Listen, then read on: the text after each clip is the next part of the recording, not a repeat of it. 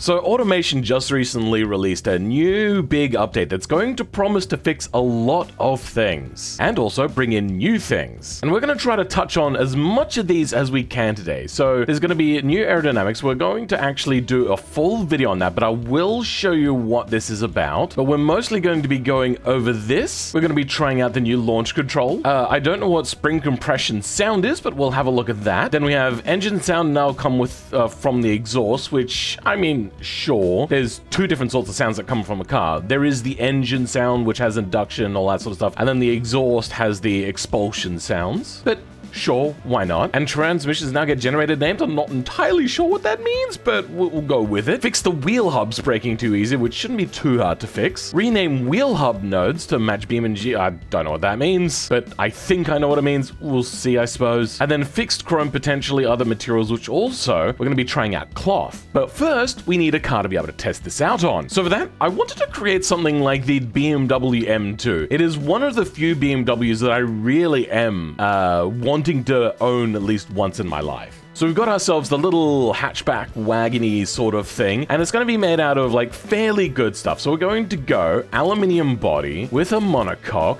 made out of glued aluminium. Is that right? Would it be glued aluminium? I'm not sure. I'm Googling it and I'm not actually seeing anything about much. It seems to be partial aluminium, but I know that the bigger ones have partial carbon fiber. So I think I'm going to go with partial aluminium at least, and then a steel chassis. And then the one big key thing is about this like oversized hatchback basically is the fact that it is a rear-wheel drive. And by looking at some suspension stuff here, it just looks to be double wishbone front and back. Now I get to put in whatever engine I want, and I'm thinking what I'm going to go with is something like a small turbocharged 4-cylinder, and we're going to make this thing rev quite high. So I'm going to reduce this to like maybe a 1.8 liter, I think, and it's going to have all the tech, like I don't know about at least twin scroll, but like ball bearing, smart boost, all that. Injection, direct injection, per cylinder, like most BMWs come when they're performance orientated. Keep it fairly lean. We're not going to change that at all. Increase that RPM, and then some decent exhaust stuff. And it seems we have a bit of an issue with knocking. Here's the first thing about BMWs. They do get tuned for a little bit of a higher octane. 167 kilowatts is not actually bad, but I'm assuming this vehicle is going to be quite heavy, so I do want this to be more. So we're going to go with a sport preset, and thank God they brought back presets. That was a big thing for me. I want to know like a good starting point, and I will leave that to them to be able to judge depending on like whatever weird tune decisions I make. I'm going to try to aim to get more power than what I do out of my 4-liter straight 6 from my Barra engine that I have sitting in my driveway. But then again, it can actually make that sort of power out of a 91 Ron, so maybe I should go back. Oh, look at that. Now we're making more power than my Barra. Nice. I think this is good enough. Now here's the question. Do I go the 5-door or do I go the 3-door? I do like the 3-door more, but I feel as if maybe a 5-door would be better. Then, rear-wheel drive, yes! We're gonna go with a lovely manual, maybe give it a 6-speed. An electronic LSD, need all the gadgets on this. I'm aiming for about a $60,000 price point for this. Wheels are gonna be radials, maybe a sports compound, maybe a semi-slick, I'm not sure. You know what, yeah, no. This is not completely hardcore, it's just sports. Gonna have these swollen wheel flare arch thingies that the BMWs have. Then some alloy wheels. I probably could go carbon fiber, but that may be going a bit overkill. You know what? Yeah, no. We'll go with aluminium for now and just make the wheels and tires bigger. Something like 19s seems about right, but really is in dire need of dropping very much. Vented disc, something like a 2-piston on front, and then a vented, probably single piston on rear. Even though it is a wagon, then the weight will be quite far back. Flow optimized, though maybe okay, yeah, we'll go sports under tray. Some brake airflow for that good sportiness. Don't need so much cooling. Keep it with sports. Go a premium infotainment. I think they all run electric now, so we'll go with that. And we're going to try to go with launch control. Yeah, need all dem goodies. Do they go advanced 20s? Maybe advanced 10s. Go a little bit lighter here on the slider. I don't know if that actually affects anything in BeamNG, but we'll go for it. And active sport, gas monotube. Oh, maybe we'll go adaptive on the dampness. Then select a sport option, and oh, we have fun budget.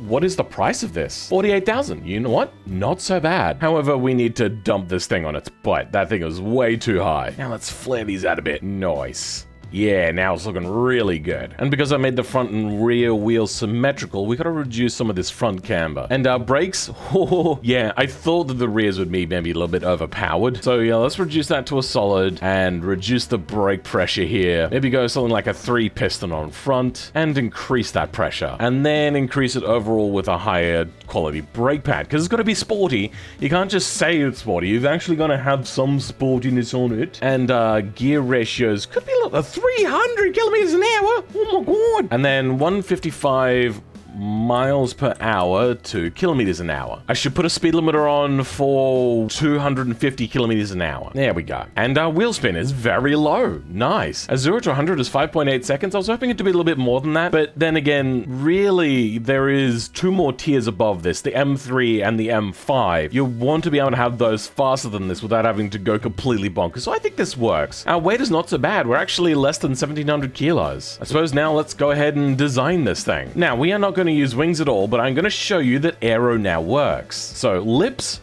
do your best. Just got to pick, you know, the right one for this body. You also don't have to worry about them being really low to the ground as well, which is something which I've been waiting for the longest time. I'm just not sure I agree with how they've done it, but sure, it's good for now. Let's go like a really dark chrome sort of thing. I think that's going to look really nice, and we'll see that those scratches don't come through, but let's even turn up the scratches a little bit to see if that does anything. So we got bumpiness. Sure, I mean, why not? It is a wheel still. Dirtiness? Maybe a little bit. And then, oh, you know what? There is actually not really much information in the way of, like, where did the scratches come from? I see no scratches here, basically. I just see the bumpiness I put on and a little bit of dirtiness. Where did they come from? A little bit of a sunroof there, you know, because sold in Europe, they love sunroofs for some reason. Maybe some little bit of side skirt now, I think. Go with my good old trick of picking a bumper fixture for this. I think this one's kind of more my favorite because it just has a good shape to it. Oh yes, they finally made a default fixture. Love it. Much better. Thank you, devs, for putting that back in. It was so frustrating not having a default lock fixture for the longest time. Now the tricky part. Getting taillights to fit on a shape that's so well contoured. I might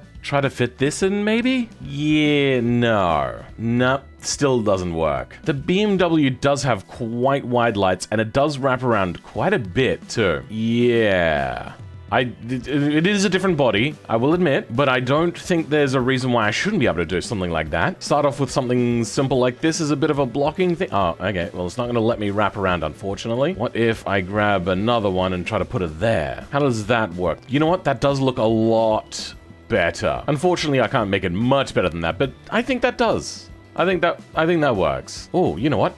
Playing with the shape a little bit does help. But now, unfortunately, we see the weird wraparound, sort of like the fact that I don't have a cardinal lock on, and I don't think I can have a cardinal lock on. So yeah, if I try to fit that, yeah, once again, it does that. But you know what? I think that works now. Yeah, we'll go with that. Oh, we can stretch it. Nice. I think that is good enough. We might just fiddle more with this. This is working really nicely. That, if you squint your eyes, doesn't look half bad. Now for extra details. First thing we're going to do is we're going to add a lip. Now, if you guys remember me using this one, I was talking about how I hated that this thing is inverted. I have actually started working on making that set again, except going the right way around for a diffuser. So that will be coming out sometime in the future, and hopefully you will all love it, because it is actually taking quite a bit more effort than what I thought it would. I'm now not surprised that the person that made it originally kind of abandoned it. I think that works for an exhaust a little bit at least. All right, it's fairly simple, it's fairly basic, but there's one last thing to do, and then I think we're done. There you go. Now I think it's finished. I've not done many racing stripes, and I really do like them a lot, and I've never done a multicolored one. Now I know that this is getting shamefully close to looking like I'm doing a bad knockoff of a BMW, and to that I say,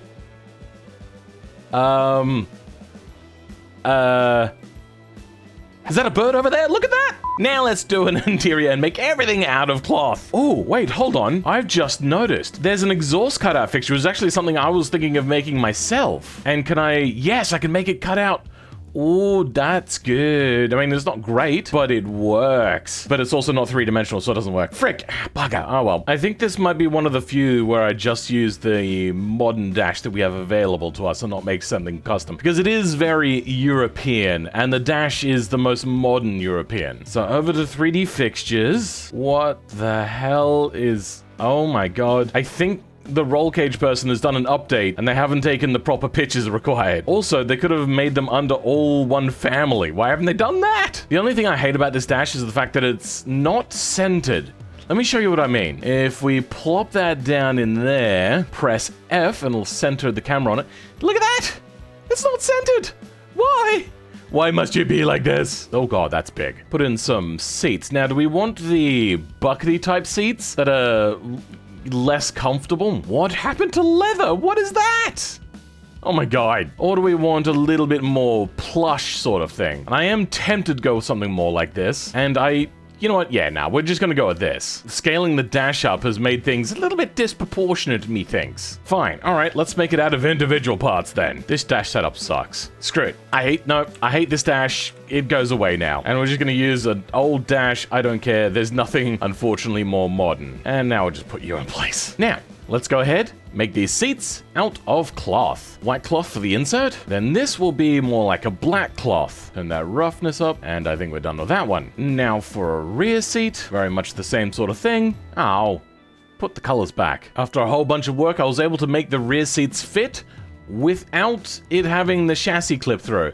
The way I've done that is I used the 2 different seat bits and didn't use 1 seat bit. There's a little bit of a tip. I wonder if I can do a little bit of a life hack right now.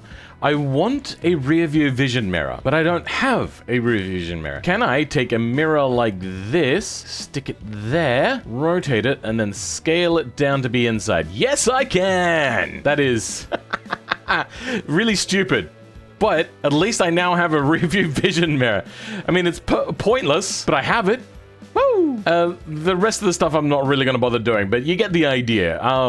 We've got everything we need to test everything in the car. The one thing is maybe I don't have enough wheel spin. I'm feeling that that's maybe a bit lacking. So let's put this down to like 205s for now. And our wheel spin is still at 0.7? Damn, bro. All right, let's drop our top speed down. Since we're limited anyway, we may as well give ourselves the limited speed. And then shorten our gearing down a little bit. Still only at 2.7? Screw it. All right. Well, we're already on sports compound as well. Damn, bro. This thing does not break traction. I didn't select all-wheel drive, did I? Nope. No, it is rear-wheel drive. And it is making nearly 200 kilowatts. Do I have to go a straight 6 or something? You know what? Actually, yes. We will go straight 6. We're now making about 350-ish or more horsepower. Only 5.1% wheel spin?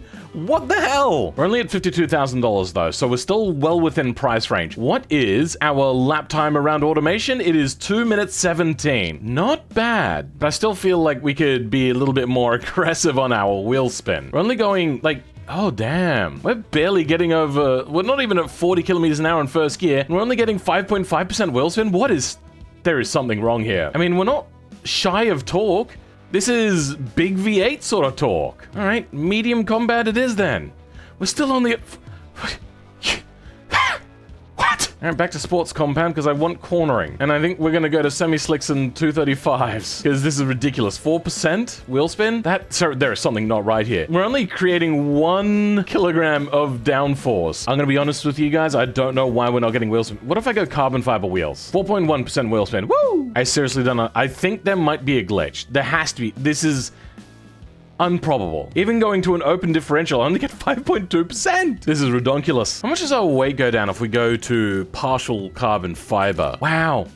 That's like 150 to 200 kilos lighter. That is... Woo! Yeah, I think we'll go with that, because this is an M series. Now, this force unbreakable fixtures, a lot of people were worried that that was going to affect aerodynamics. It doesn't. And we're going to show now that it actually does work. Hold on, I forgot to put a name on the car. There we go. It's within my normal nomenclature of test cars. That front end actually looks pretty hideous. Whatever. Force unbreakable fixtures and export. And here's our BMW. All fantastic. Wait, hold on. I've accidentally pulled out a car from the... whoops. I didn't realize that I was so influenced by this guy's car from the stream that I did yesterday. Nah, sorry, that's not my car. This is mine. Considerably uglier and pretty much every respect. But still, I've knocked it out in like about an hour. It has not been very long. We've knocked the car out and great. Well, they haven't fixed that issue, but that's not what we're here for. Do we have, oh no.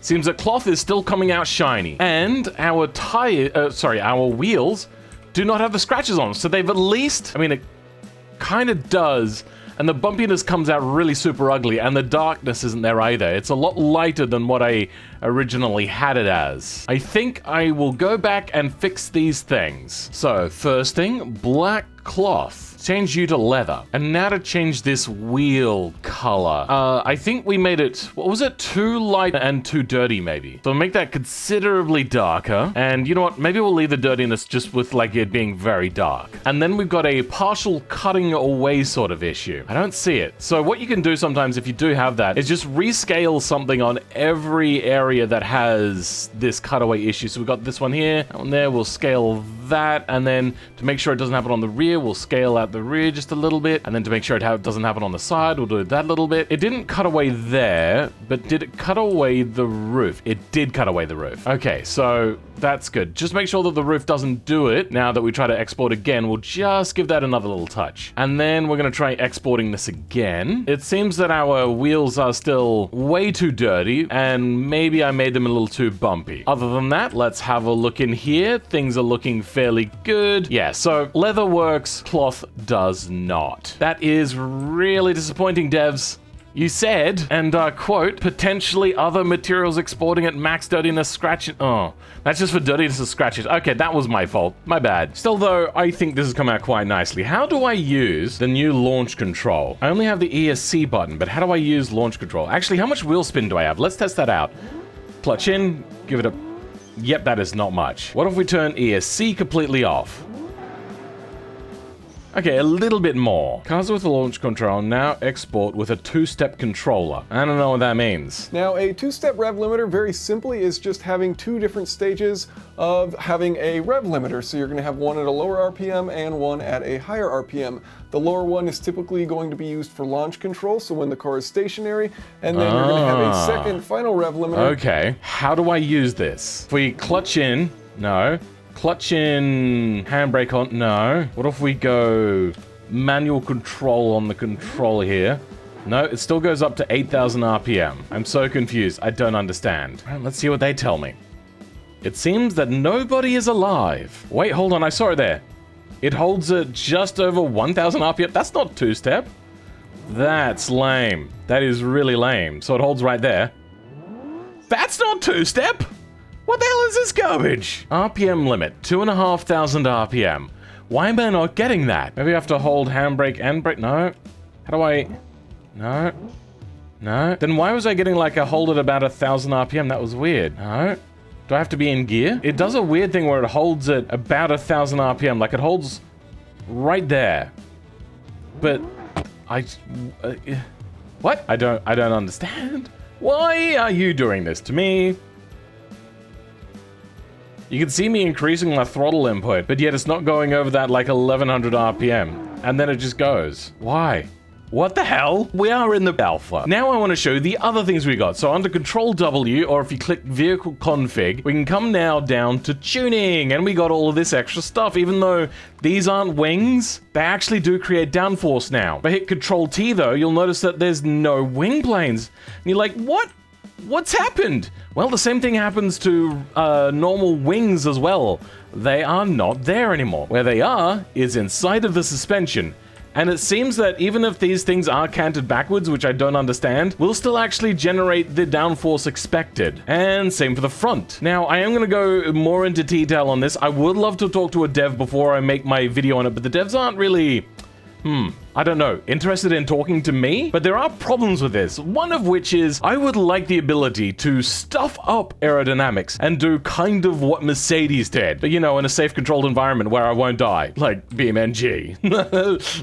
What else do we have on the list? Front and rear brake multipliers. Oh, that's right, yes, all of the extra Control W stuff. So some of this is still broken. So wait for this to come out of full alpha. One of the things I want to show you is the camber adjustment. So let's give it a whole bunch of negative camber. And you can see there, it's added a whole bunch of toe in. Don't believe me? Somebody showed me this little trick. Let me show you. Advanced wheel debug. And you can see now that we have 6.5 degree caster and 0.8 toe in. I believe they're degrees, I'm not sure. Now we're gonna reset this and you can see that the caster and the toe goes away a lot. Yeah, caster didn't go away much, but the toe went away a lot. So let's go ahead one last time, put the camber on 6.5 degree caster, stays at about 6.5 degrees. So they fixed the caster issue.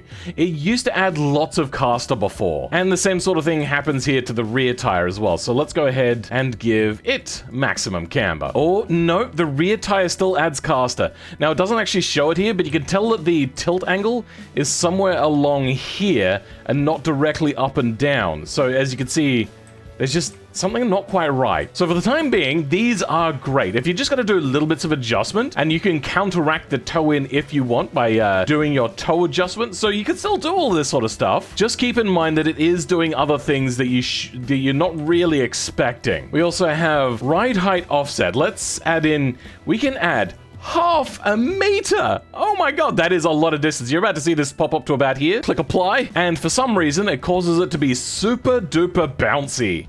And I don't know why. And it will stay bouncing for quite a long time, even whilst driving. I have a theory though. When you add a lot of ride height to something, they're actually adjusting the height of the wheel itself. So that's actually pretty good. But they must be doing that with some sort of, I'm assuming maybe pre-compression sort of setting factor, which you can do in the code, which will cause it to be under tension immediately when spawning. But what that's doing then is adjusting the height, and I don't think that is the way in which they should do it. So what I'm assuming is happening here is one of these beams, it's pretty hard for me to tell which one it is without going into the code and finding out nodes and finding out where they're connecting to, all that sort of stuff. One of these will be the shock and dampener sort of thing. And what I'm guessing is happening is they're affecting that, which will then raise the height or lower the height, and that causes it to be super bouncy. And that's not how they should do it. What they should probably do is make a node that sits out kind of here somewhere and use that as the shock and dampener, and then put a pre-compression sort of thing on that to move that node around, which will allow that to still be the same shock and dampener sort of effect whilst being able to move it around. But I'm assuming they've done it for certain reasons, and this is still in pre-alpha, as I said. Then we have afterfire modifier, so let's try that out. I'm not seeing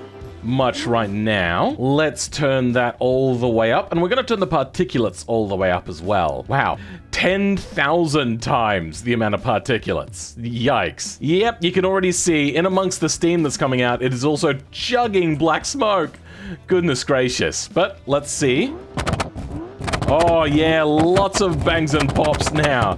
Okay, so it doesn't amplify the brightness or whatever else it is. What it does is increase the amount that you get. So that's good information to have. Let's turn that down a bit though. We'll give that like a lot more, but not huge amounts, and then turn the particulates back down to 100%. The final thing is we have this, and this is, in my opinion, really silly. We've got all of this stuff in automation now. We don't need it here, but let's show you anyway. X is usually the width when talking about coding. Y is generally how far forwards. Y, I don't know. And then Z is generally the height. So let's go do a little bit of width, and that's already 1 meter offset. So that's way too much. A meter is about a yard, if anybody is wondering. And then the increments are, they're in the millimeters for increments. That is going to take a really long time.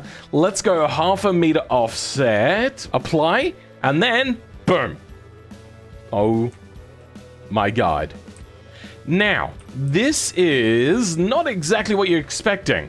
They didn't just offset the wheel and tire here. If we go in here, press Control T, you can see that the suspension, now this is the suspension sort of stuff, that is where the wheel was, and that's because it's actually the suspension itself is moving outwards along with everything. So the suspension keeps the same geometry, the tire is still pivoting where the tire should pivot. Look at that. Now, if you make a tractor where it's got a particularly narrow thing, you'll notice that usually it has a braking suspension thing. I wonder if you can export the vehicle with normal width suspension and then down the offset of the suspension quite a lot. Yep, nope, it looks like our steering is completely broken. So, keep in mind, that does not fix the steering issue. You know what it will do though, is it'll allow us to see stuff a little bit better. So say we export a car like this, we can then export, we can now change things to be a little bit wider, so then we can have a look at all of the nodes and code, which would usually be a little bit hard to see. So that's still a bit of a handy tool, but you know, kind of useless. It doesn't really help us in any way. Let's reset and give this thing a bit of a drive around. So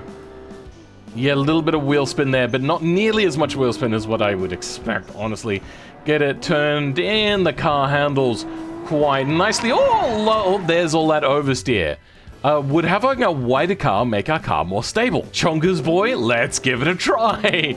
Because this is actually changing geometry of suspension, which is pretty cool. Once again, I'm gonna agree with maybe not the most important thing to do. God damn it. Let's try that again. And now realize that maybe I have way too much oversteer on this thing, no matter what.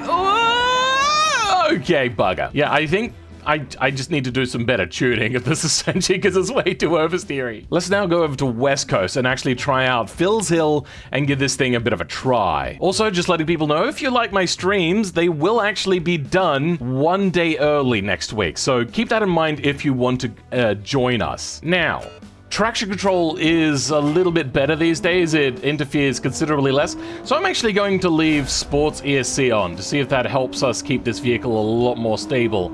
Yeah, I'm having to try very little, and this car is actually now a lot more stable. And I don't feel as if I'm being really interfered with by the ESC, which is rather good because previously it is, as you all know, very overbearing, and the first thing you do is turn it off. So it's interfering a little bit right now, but I feel as if it's nowhere near the pain in the butt it was previously. Look at that! I could actually get a little bit of a slide on with traction control on, which is very realistic. And all right, it's getting a little bit jank, but not so bad. Nice. And then bring it down here. Oh, it feels pretty good. And the ESC is actually pulling us into line. That is really nice. I think this is the first time I've ever driven with ESC where I feel as if it's actually aiding me as opposed to hindering me, and I don't think that I would be a whole lot better with traction control off. I'm actually getting next to no spin out at all. This is phenomenal, bro. God, you guys got to try out the new ESC. It still will interfere, especially if you got a car like this where the oversteer is just absolutely bonkers. And look at that! I floored it and it kept it in line and I didn't really lose any speed. It's rather good. And get it turned. Nice, good. The final hairpin, a little bit of oversteer, but I can correct that so easily with the traction control on its current setting. And there we go. Oh, it interfered a little bit too much there on the exit, but we did okay anyway. And then brake, turn in, and power through to the end. Nice. 1:57. That's actually a pretty good time. Now let's try it without traction control at all. What just happened? What? Why did this happen? Anyway, let's do that again. And I'm gonna go full sweat mode. I feel I need to. Otherwise, I will spin out way too easily, like that. Yeah, that's right. The wheels don't pop off as easily. Look at that. The wheel actually stayed on. Nice. God damn it. Tank slappers. Okay, look at that time. That's an amazing time. We knocked off 10 seconds. You know what? I'm gonna try full sweat mode again with traction control on again. Okay, well, I think that's pretty close to definitive. It is still a lot faster to use no traction control than traction control, but you are going to be a hell of a lot more consistent, especially on a car, you know, that's quite tricky like this one. So if you're gonna go try this out and fiddle with these things, it is looking pretty good, and I think for the first time, I might actually be using the traction control a hell of a lot more. I think if you were to tune this car to have a little less oversteer, that traction control would really be a whole lot better because it had to struggle a lot against a car that is very, very wayward. If you had actually a good tuned car, which I have not spent really any time going back to double check the tuning or anything like that, so this car is really poorly tuned, so then I could show you the traction control. It is doing pretty good, and I do very much approve of some of these changes. I think some of them are a little bit pointless, like I think the whole suspension tuning and also to the length in which you can change the width and all the other weird things with the suspension is a bit superfluous now, but the rest of it I do think is absolutely phenomenal, and I do very much approve of the devs of this. Devs, you have done a pretty good job. You've given us some really interesting stuff. I just can't wait for it to be tuned and, you know, finished and ready for actual use, because currently I don't think this is really in a use like a openly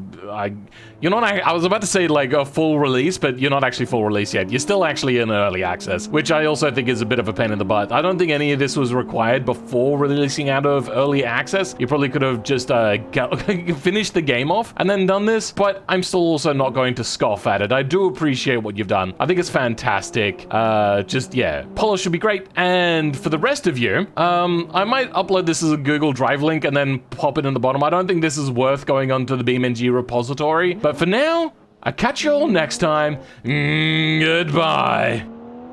Oh, Silverblade, okay. Hey, two-step, okay. Oh, we get options for it and toggle it on? Is it? Okay, well, the thing doesn't slide across, but okay, sure, good enough. What does it now go at? I hold the brake and the accelerator? Oh, it does hold. Okay, brake and, no, hold on. Get brake and thing on, and we're primed, and away we go. Oh, that's lame. Let's go in and manage that a little bit. Powertrain, two-step, RPM up. I don't know what I'm changing the increments by, but I've pressed it a bunch of times. And it's now holding at 45. Okay, good, so it does work. So now I've just respawned the car and turned the trip meter on, just make sure. And yes, it holds at 2,500 RPM. How much does a click do? 1 click. And that looks like it's gone up an extra 100 RPM. So let's give it 4 more clicks. 2, 3, 4. And yes, okay, so 1 click will go up an increment of 100 RPM. So that is now pretty cool. Nowhere near where I need to be, though. I'm pretty sure that two-step factor for this car is not going to be particularly great. I'd actually have to probably do some multiplayer with some people and actually do some figuring out of that. So maybe an episode, or a short at least, on how two-step factor kind of works, and give it a bit of a try with some people in multiplayer. If you, however, want to change the default RPM that it launches from, so it always launches from the same speed, you open it up, you get to the main part of your zip folder in Camso DSE. Then you come in here, and then you got default RPM limit, or two-step launch. I unfortunately don't know how to make it on by default. So yeah, good luck with that. Wait, hold on, why is it using a loopback address? What the? There are some weird things going on in the land of BeamNG. Anyway, that's that. Now I'll let you go. Now it's the end of the episode. Enjoy. Go out, live long, prosper, fornicate, all those sorts of things. I'll catch you guys next time. Oh, wow. That ESC is really bringing us into line. It did not want to break loose. God, that's so good now.